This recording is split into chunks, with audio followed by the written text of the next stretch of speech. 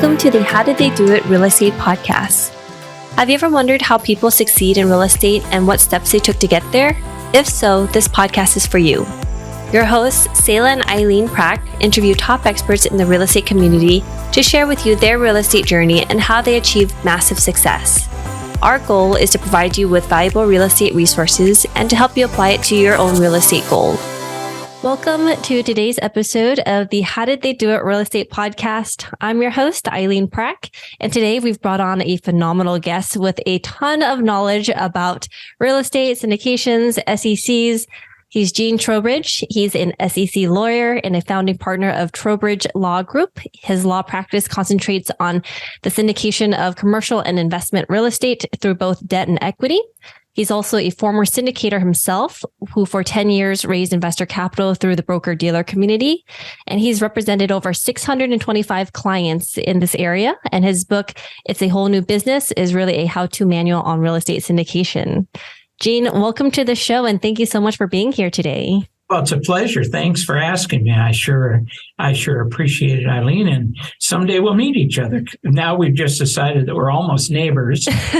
We're going through all this internet crap, and we're 40 minutes away from each other in Southern California. That's crazy. That's crazy. Well, my practice as a securities lawyer, my practice is federal law, so it's nationwide. So I do help clients all over the country.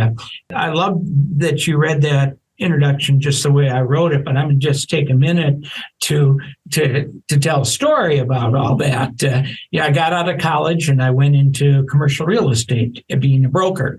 And then I bought a couple properties for myself. And all of a sudden, I faced the same dilemma that every one of my clients, everyone I know who's in this business faced, is they found a property and they didn't have enough money. I didn't have enough money to buy it myself. So I had to go out and raise money from other people. So I called three of the fellows I'd gone to college with and lived with. And by then we were all kind of established. And we raised some money and we bought a property. And before I knew it, I was a syndicator. I didn't even know what that word was before that, but I was a syndicator. And then I really generated some interest for myself in that and moved entirely into being a syndicator. And when I was, for the most part, Eileen, I built self-storage facilities in Southern California, Orange County, Riverside, and San Bernardino counties.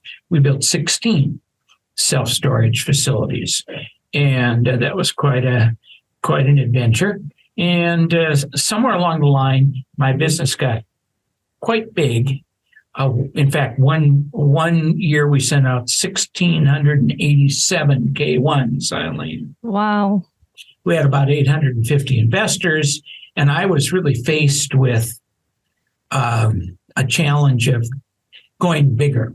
I really needed to add more people, get different space, and do all that. And I went home and talked to my wife. Now my wife at 50 years.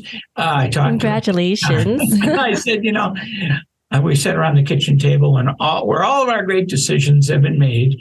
And I said, I think I'm through. And I think I'll go to law school. So when I was 45 years old, I went off to law school. Kay was working, the kids were in school, and I decided to be a law school student. Now I had some money, and we had 6-7 years of these syndications continuing to go to the time that you would dispose of them. So that was all pretty good. And given the fact I didn't have to raise any more money, I had some free time.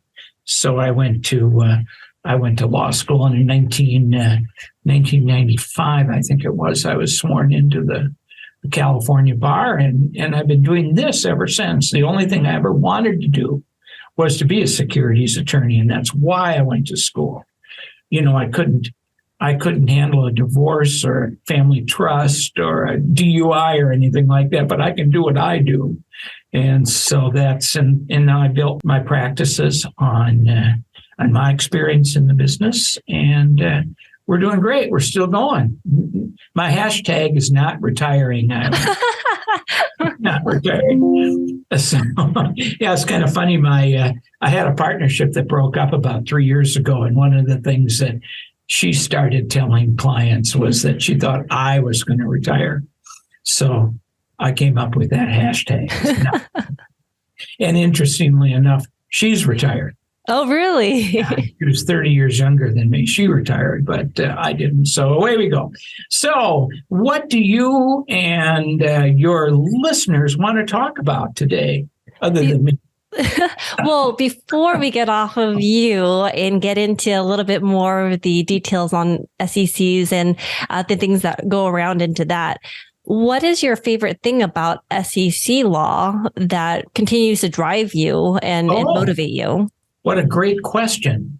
Let me tell you the scope of the industry that I work in, and this is pretty exciting. Every year, the SEC comes out with statistics. At the end of an offering, when you've raised all your money, we send to the SEC something called a Form D, as in dog, because that's the rule we're operating under. Is formed Regulation D. And we send them a Form D, and they gather all the securities information and data, and they do an annual report. And their annual report is just out for the last 12 months. And the marketplace for private placements. Mm-hmm. We're not going to Wall Street. We're not fully registering with the SEC. Private placements was $2.7 trillion in the last year. And that is up from 2.2 trillion. And we're talking about the last year of COVID. So there's a lot of money raised in private placement. A lot of small businesses use private placement money raising to raise money and hire employees and create jobs. It's not all real estate, for sure. Real estate is a relatively small portion of it, but this is the business to be in. The 2.7 trillion, Eileen, compared to 1.7 trillion of new money raised on Wall Street during the same period of time. So you and I are in a big business environment. It's very exciting. Most of our work is real estate, but we've done crazy things like I helped a man start a school. Jonathan, who works with me, my partner, does crowdfunding, and we've helped people establish their business to create their own sake, to brew their own beer, their own IPA level, and there's all sorts of things that are going on. And I love helping people. I'm really a mentor, is where I really come from in this whole world of life that I've been in. And so I love helping people get started. I have a goal every year that when the year's over, we look at how many deals we've done. And I want to have 3 existing client deals for every 1 new client I take in. And I work hard on trying to bring in new clients to help people get started in the business. So it's a passion. It's a passion, Eileen. So you don't just help people get started, you're also helping them build up and achieve their dreams that they set out to do. Well, I really am. And my whole practice and everything I've ever done has always been done through education-based marketing, through podcasts like this, through my own virtual classes. I've got a pretty expansive YouTube channel. And except for COVID, we probably do 6 or 7 1 or 2 day live events every year all around the country. And that's how I've built my business. I'm kind of a one-trick pony, but being a one-trick pony, I have a good reputation and people seek me out, and I appreciate that. Thank you for sharing, Gene. So if we jump into the SEC side of things, if someone were to want to get into this space on starting to raise capital, they're looking at all the SEC rules, what are some of the first foundational steps or basic knowledge that they need to understand as they're looking to start raising money? How about hire an attorney? Okay, that would generally envelop everything. But if we step back and figure out, well, why would I need to hire an attorney? Well, you would, because you're now in the securities world. Well, how the hell did I get in the securities world? Is because you're planning to take money from other people and you're going to manage it in an investment. And so the simple force statement definition of a security is it's an investment of money in a common enterprise where the investors expect a profit, but someone else is making it happen. So we've got passive investors and we've got the syndicator. And the government has an interest in protecting all those passive investors from unscrupulous syndicators. So the government has made a set of rules, and it goes all the way back to 1933, Eileen, with some modifications, minor modifications as we go forward. And what the SEC said at that time, well, first of all, Congress created the SEC in 1933, and the SEC said, we want every security that's being offered to come through us and be registered. And they quickly realized that that couldn't happen because there's too many of them. So they said, okay, the only ones we really want to hear about are the ones that take in unsophisticated investors. The rich and smart people, they can take care of themselves. So they said all securities have to be registered with the SEC unless they're exempt. And the exemption becomes the private placement world, where generally we can raise as much money as we want from as many accredited investors as we can find. And in some situations, we can take up to 35 non-accredited investors. If they're smart and they know what they're doing, we can do that. So it went along for a long time, from 33 actually till 1979, where it was really just accredited investors. And then in an effort to promote capital formation, so we could get more businesses started and get more jobs out there, they came along with Regulation D. And Regulation D says, we're going to expand this money raising. You can raise all the money you want from the accredited investors. And now we're going to tell you what that definition is, because we never even had a definition. And if you do it right, you don't advertise, deal with people that you know, we'll let you take up to 35 people who aren't accredited, with whom you have a pre-existing relationship. You know them, they know you. Okay? Raise as much money as you want. Every offering, you have about a year to raise your money. Unlimited accredited investors and up to 35 sophisticated investors. And that was the rule when I was raising money all the way through 2012. That's a pretty simple rule. Follow Regulation D, raise money from accredited, 35 sophisticated, raise as much as you want, but don't advertise and don't solicit. And then the Jobs Act came out in 2012, and they said, we need to expand this money-raising capability. We need to let people raise more money so we can have more jobs, more capital formation. So they came along and they said, we're going to leave that one rule on Regulation D. We're going to leave it, and we're going to call it 506B as in boy. And we're going to create a new rule today that we're going to call Regulation D, Rule 506C as in Charlie.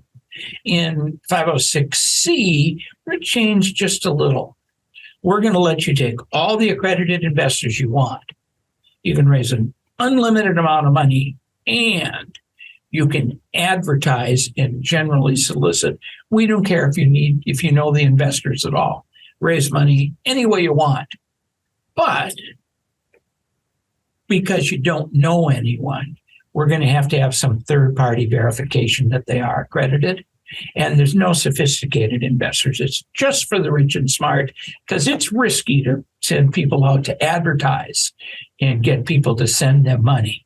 So we want to make sure that only the rich and smart people are taking that risk, and they should know enough to ask the right questions. So here we are today in 2023 with 506B, which is just the same rule. It's been around since 79.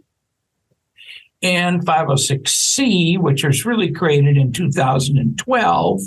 And as we speak today, the information from the SEC says that 95% of the money that's raised in Regulation D is raised in 506B from people that you know, and only 5% is raised by just advertising out. And Eileen, having you send me money when you don't know who the hell I am, you don't know what I'm doing, you're just going to send me a $50,000 check and take your chances, right? So it's still the same old rule. And in our practice, most of our clients, 9 out of 10 clients are still doing 506B, raising money from people that they know. It's not friends and family.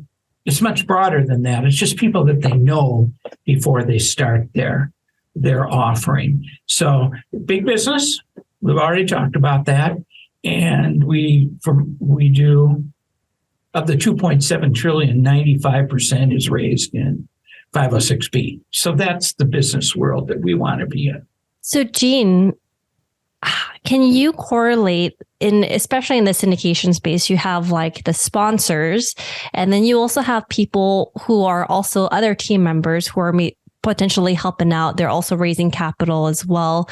What are some of the rules surrounding that as well, if you're not the lead sponsor? Sure. This is where people get in trouble. This is where exactly the investigations are going today as far as people getting in trouble. And I'm going to give you what I think the rules are. I'm conservative. My clients are protected by me being conservative. You can always take a risk. You always have a chance to take a business risk and deal with what might happen if you get audited. But I'm just going to tell you what the rule is. In the real estate business, there's something called for sale by owner. You can sell your own house without a real estate license, right? But you can't sell mine. And I can't sell yours. But you can sell your own real estate. In the securities world, there's something called the issuer exemption, which is exactly the same thing with a different name. I'm going to be the sponsor. I'm going to put together an LLC, and I'm going to raise the money from investors in that LLC. I'm the issuer, and the issuer does not need a license. None of my clients have securities licenses. We don't need securities license. But here comes Eileen, who says, Gene, I've got a group of investors and I think we could raise $1 million, and I'd like to put them in your deal, and I will do that for a finder's fee of 10%. You pay me $100,000 and I'll bring in $1 million. Eileen, it's not your security. It's my security. The rule is there can be no transaction-based compensation paid to anyone who isn't an issuer or doesn't have a securities license. So if you come to me, the first question I'm going to ask you is, do you have a securities license? And if you do, we can do business. And if you don't, well, we're going to have a longer conversation. And the end result of that conversation would be, if there's a way I can get you into the issuer world, we'll be okay. So generally, I'm going to have to bring you into the manager LLC. That's the sponsor, that's the syndicator. And if you're inside the manager LLC, you're an issuer. Now, I can share the override. I can share some of the fees with you, but I still can't pay you for raising money. We'd have to call it something else and be devious and figure out how to do that right. And I think I know how to do that. But that's one of the biggest problems. And let me tell you the downside of Eileen bringing in money and me paying Eileen in my deal. If the deal goes bad,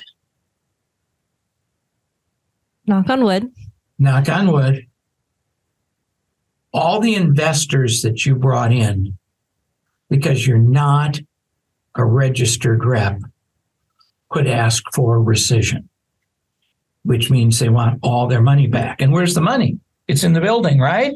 Mm-hmm. In my world, it was in cement trucks pouring cement slabs so we could build concrete tilt-up self-storage. So I don't have the money. So you know who they're going to go after to get the money back from? Eileen. And you could be responsible for giving them their $1 million back. And no one ever explains that, because there's all sorts of people who are doing it wrong out there. And the Eileens of the world, in my example, have never explained that they can be liable for rescission. Personally liable for rescission. And it would be a securities law violation. And then you could never do another securities offering yourself. And I don't think you go to jail, but it's a civil case, and they'd get a judgment against you, and you'd, for the rest of your life, figure out how to pay them back their $1 million. So my best legal advice to you, Eileen, is don't do that. Don't do that. Okay. And believe me, people do it. Believe me, I think I probably have some clients who fudge and do it. They know that I don't like it, and I think there are things that go on that they don't tell me about. And everyone makes their own business decision. I'm a big boy, I understand that, but don't do that. So there's a lot of, investors out there, people looking for opportunities. There's also a lot of people raising capital as well. For the investors, as they're looking for 506B, 506 opportunities, what question should they be asking the person they're dealing with as they're looking to invest in an opportunity to figure out how they are protected and what's the relationship the person has? Right. Well, I think if they're given a PPM, which they should be given, it's going to tell the story. And the story is going to say Gene Trowbridge is raising money and on and on and on. And they're talking to Eileen, and Eileen says, I'm going to raise some money and give it to Gene. Well, that isn't what the story is. So they should pay attention. Gene should be raising money from them, not Eileen. Now, here's how you can do it, Eileen. You can put together your own LLC. And you can raise the $1 million from your own investor. You can be the syndicator. You can be the sponsor. And the story you tell is you're going to go out and find good investments to invest in. But your clients pay you everything. They look to you. You're offering a security. You're the issuer, and your business plan is to invest with someone else. We do that all the time. Sometimes that's called fund to funds. For years, I've been working with a group, Eileen, that raises $5 million at a time. And their minimum investment is $250,000 an investor. And they raise $5 million, and their business plan is to go out and find 5 big offerings. And there are a lot of offerings out there where the minimum investment is $1 million. Well, this fund has $5 million. So they go out and find 5 funds, and they invest $1 million in each fund. Individually, the investors couldn't do it, but now they're diversified and they're in some big funds. And you can imagine the sponsors of those funds are pretty reputable, and that's good real estate.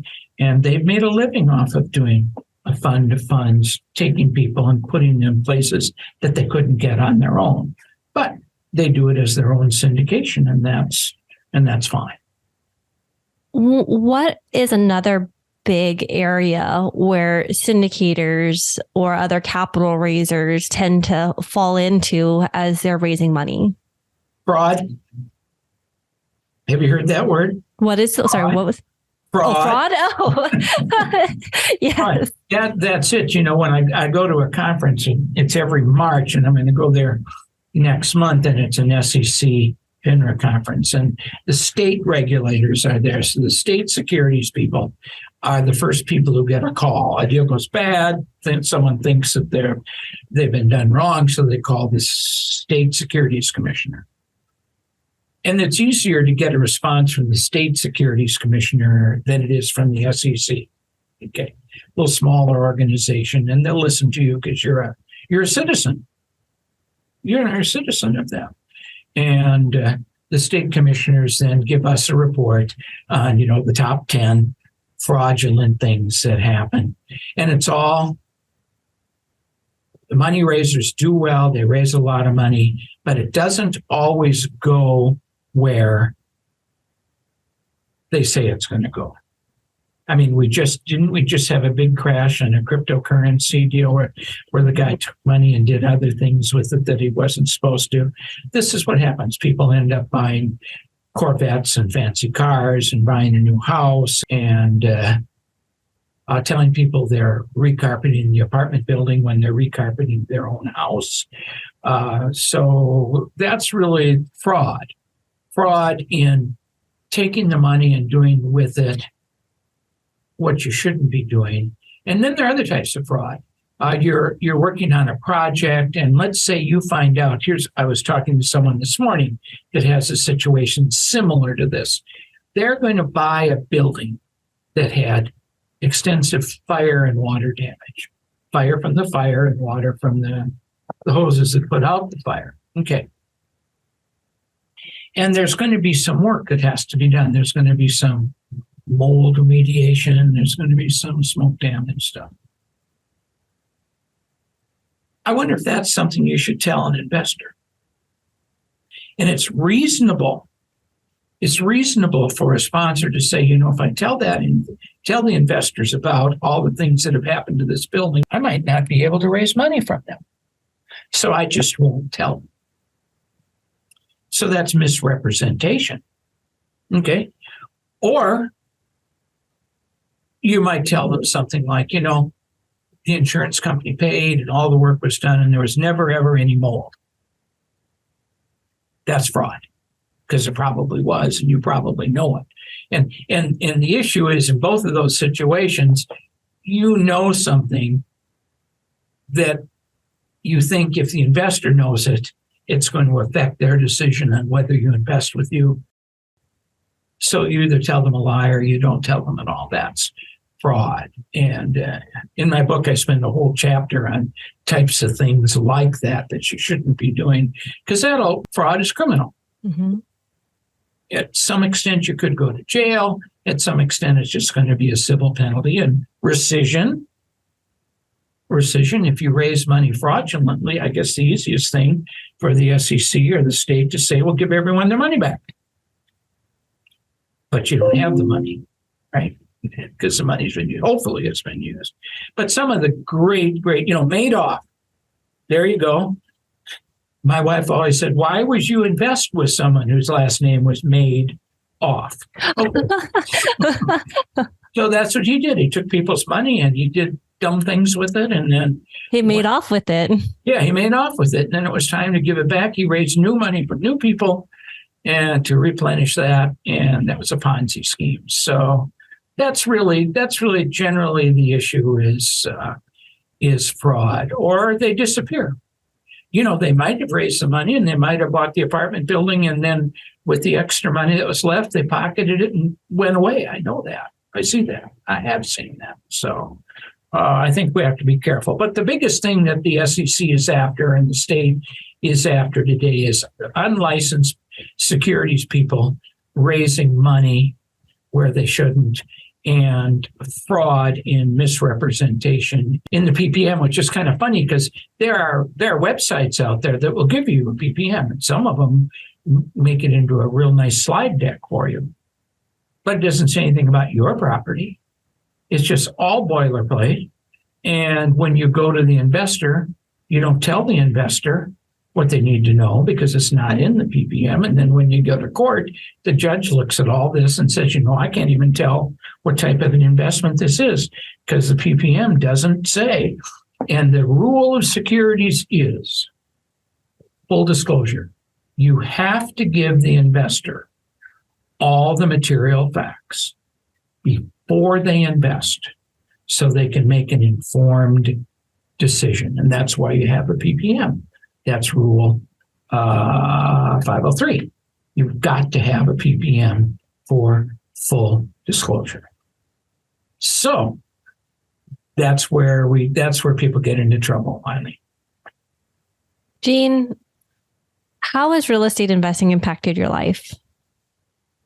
Well, real estate investing got me into the syndication business. And I will tell you, as I said, I started investing on my own, and then I did a couple small deals with people, and then I left the brokerage business and went full-time into the syndication business and did well. Happy to do that. But when I left the syndication business and became an attorney, I don't do my own deals anymore. I can't invest in any of my clients' deals because it's a conflict. So from one way or another, since this is going to be scary. Since 1974, real estate has been my life. And it's been a good life. Yeah, it's been a good life. Great. I love the people who are in the real estate business. I love the product. I could have gone on to criminal law or something like that. Actually, if I'd gone to law school when I was in my 30s, I might have wanted to be a litigator. But at 45, I was a little too old for that. So I just stayed right where I was. I did what I know. And that's one of the things that's helped me build my business, Eileen, is that practical experience. Our practical experience. When I was hiring attorneys to do my legal work, they didn't know anything about real estate. And I knew that. So I knew when I went out to be a securities attorney, a real estate securities attorney, I had a leg up on them because I knew what the hell we were talking about. And what is the one thing that sets the successful people apart in real estate investing? I think it's their willingness to form a team. This is not a do-it-yourself business. Being a syndicator, a lot of people, I guess, buy real estate on their own. That's fine. But I'm sure somewhere along the line, they take advice from other people.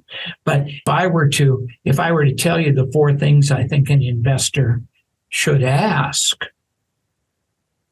before they invest with someone, number 1 is, Eileen, I'd love to invest with you. I've seen the pictures. It looks great. But Eileen, what happens if something happens to you? So you need to come back to me and say, well, I have a continuity.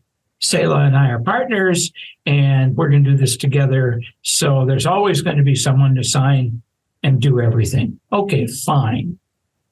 If you don't answer that question right, I'll never invest with you. Number 2, hey, Eileen, have you done this before? And Gene Trowbridge and Eileen have always once had to say, no, I've never done this. This is my first one. But look how I've come to this and how prepared I am to do my first one. I've owned my own properties. I've invested with other people. I've taken some courses I've learned. Okay, good. I've got a team. Great. Number 3, Eileen, are you going to invest any money in this deal, or is it just us?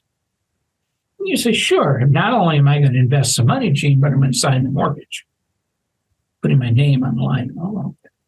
That's good. And then I'm going to say to Eileen, if something happens to me, is there liquidity? How do I get my money out? And you say, well, we will have a professionally drafted operating agreement with liquidity provisions. I'll be glad to go through them with you. And I never once asked you about cash on cash or ROI or 10X or anything like that. Those are irrelevant until you get those 4 questions answered, in my opinion. And I've interviewed 37 of my clients, and I have the interviews on my YouTube channel. And I've only asked them 3 questions. Number 1, how did you get started? Without a doubt, There was property out there I wanted to buy, and I didn't have enough money. Number two, the question is, what do you think is going to happen in the next 3 years? And that depends upon who you are. And number three, what advice do you have for rookies?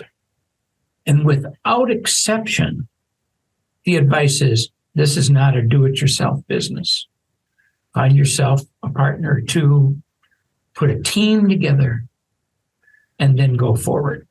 You've got to protect your investors' money like it's your own. That's what I think. Gene, how can our listeners find out more about you and your business? Well, I think right behind me, we've got a slide, and my website is TrowbridgeLawGroup.com. You can go there and see about us. And if you want to talk to me, my partner, Jonathan, and I do 30-minute free consultations. In fact, everything we do is free as far as getting you started. That's fine, but you can actually book a consultation.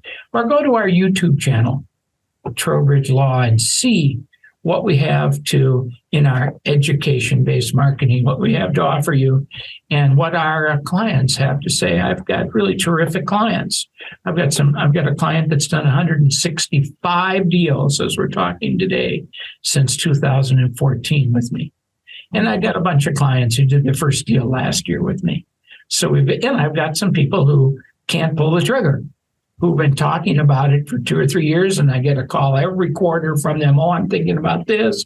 I'm thinking about that. Well, don't do it until you're ready. Don't. Because, Eileen, a syndicator takes your money.